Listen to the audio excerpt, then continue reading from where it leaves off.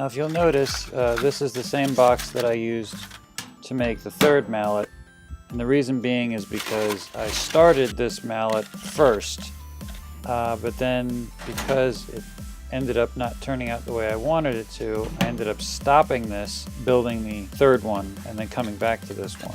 And I found out that the wood was more of an insulator and didn't actually melt the plastic, only the hot air coming from the top melted it. So then I had to switch to the metal tray, which acted like a hot plate. The problem with this is I did not know how much plastic, how much HDPE to use in order to fill up that box. So I was just guessing, and unfortunately this was the first time using the box and I guessed wrong. So I ended up only getting half of the plastic, half filling the box instead of filling it up all the way. But my original thought when I was doing this one was I didn't want to put too much in, because then what if I couldn't close, I couldn't clamp it because it was too much plastic. Because I was worried about the clamps actually not clearing the walls. I don't know, it was kind of backwards thinking.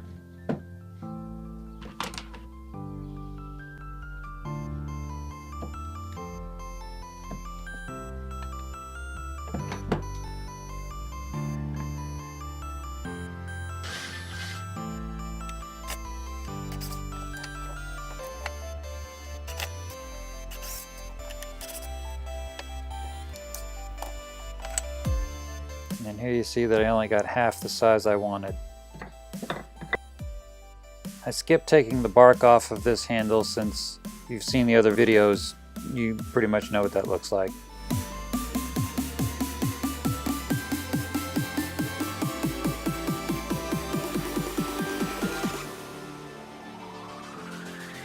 Compared to using the circular saw, using the jigsaw to cut this HDPE block was a real pain, because the saw kept heating up the block and melting the HDPE, and then it would not move forward. It would just get bogged down and gummy.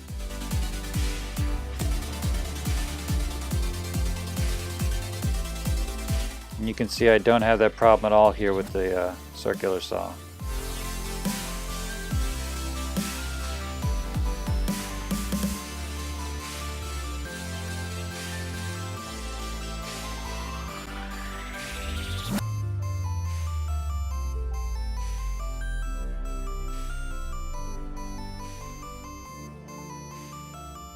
My original thinking was that this is all blueberry wood.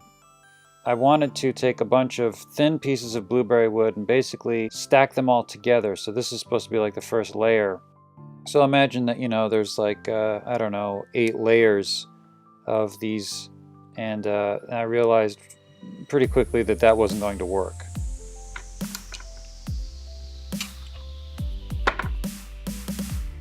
So then I came up with a new idea involving some other wood, and then using this, I honestly can't remember the name of this thing. It's used for, finding the level, for finding, directly letting gravity point to wherever the center is. So I used this walnut and maple wood that I had from other projects. My idea was to take that kind of nasty looking spike and put it in the back. I wasn't really sure that it would be functional, but I thought it would at least look cool.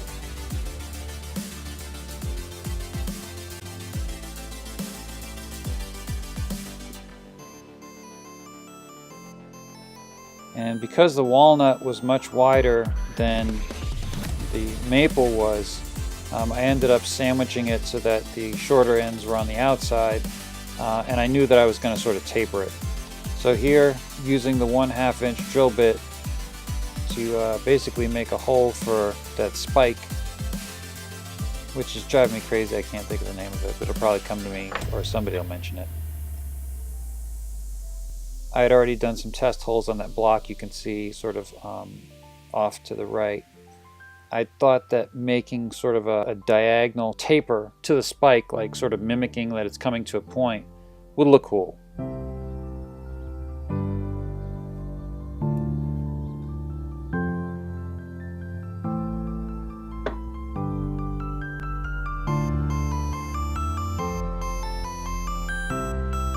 And you see me using the circular saw a lot because at this point I still did not have a table saw in the shop.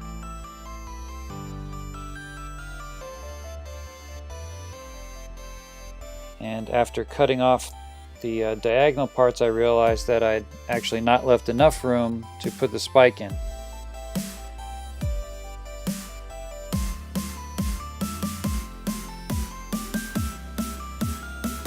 Cutting off diagonals from the front was really just because the maple was shorter and didn't meet up with the walnut, so I was just trying to make it look like it was all one seamless design.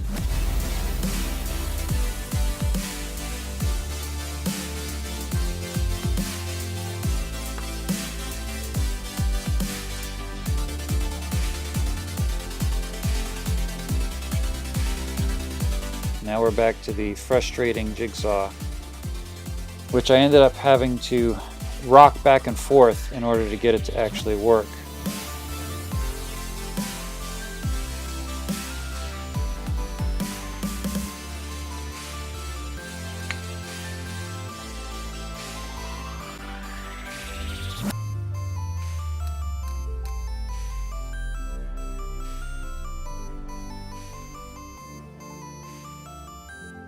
So I knew that I was going to be using these very long screws, and I just countersunk the drill holes so that the screws would be below the HDPE surface, so that no matter what you were hitting, it wouldn't be hitting the screws.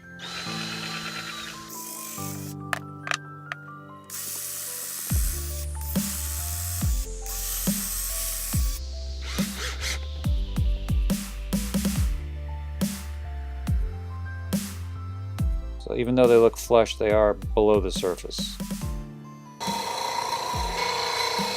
And all of this was just shaping to get everything flush.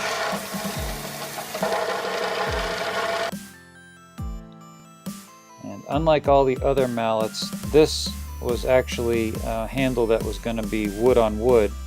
So I was able to just get this thing prepared and then glue it in with some epoxy.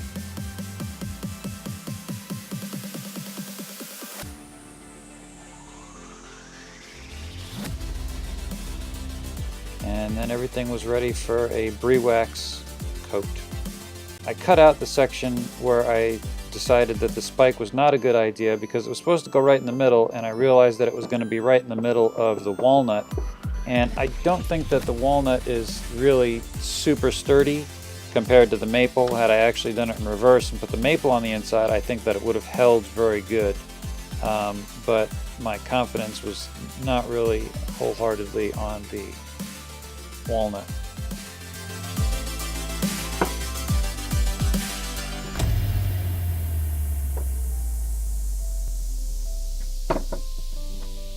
And here we have my fourth mallet. I ended up giving to my father, and so this was my replacement that I made in the same method, which came out a little bit better, and in the process actually ended up spelling my name accidentally. It says PJ right on there, but that was just the universe's machinations.